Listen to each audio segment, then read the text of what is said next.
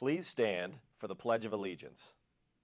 I pledge allegiance to the flag of the United States of America and to the republic for which it stands, one nation, under God, indivisible, with liberty and justice for all.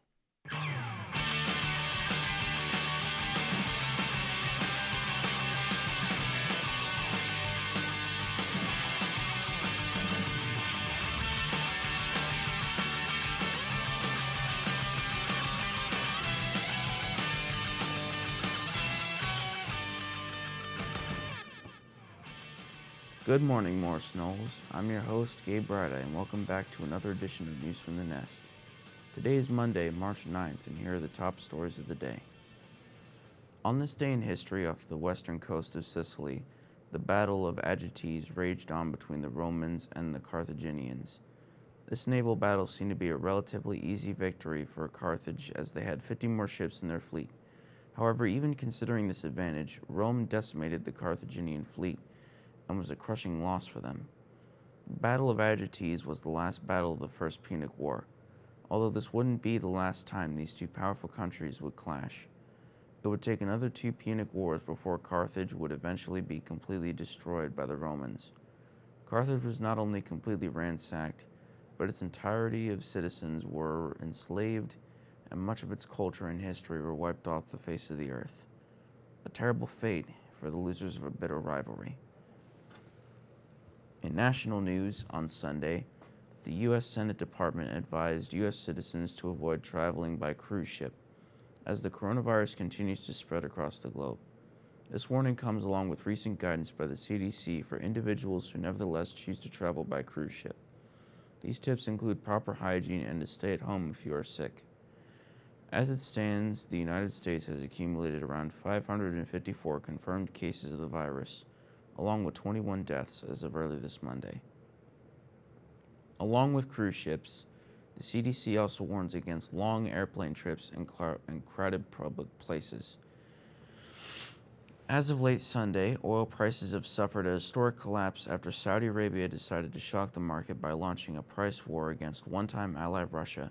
This was due in part to Russia's refusal to cut output of oil. This was part of an OPEC agreement to curb oil production in response to the decrease in demand for oil due to the coronavirus outbreak. U.S. oil prices decreased to 34% in preparation for Saudi Arabia to flood the market with crude oil in a hopeful bid to recapture market share. As for Brent crude, the international standard, it lost 24.7% to around $34.10 per barrel. Crude oil futures plummeted by more than 30%. The biggest one-day drop in oil prices since the 1991 Gulf War. Now for your school announcements. Tickets for the musical Once Upon a Mattress will be sold all this week during all lunches. Congratulations to Coach Steve and the entire boys swim program for receiving the NJAC Sportsmanship Award. Also, congratulations to senior Chris Taverone for placing second overall in the state at the shot put at the Meet of Champions, with a toss of 60 feet, 5.75 inches. This also happens to be a new MK record. What an outstanding finish to this season. Awesome job. This past Saturday, the Winter Guard team placed first out of 10 schools at a mid-season competition, and our sister school, Morris Hills, placed third. It's worth noting that the team was moved into a higher division, and this is only our third year competing. Congratulations, team.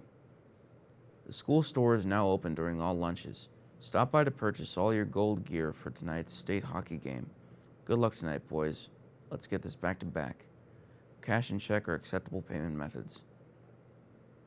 Today's word of the day is anomaly, which means something different or abnormal. For example, I usually take the bus, but this morning was an anomaly, and I got a ride. That's your news for the day, MK. Tune in Wednesday for another edition of News from the Nest. I'm Gabriel Brida. Enjoy the day and stay chill, Morris Knolls. This has been the best from the Nest.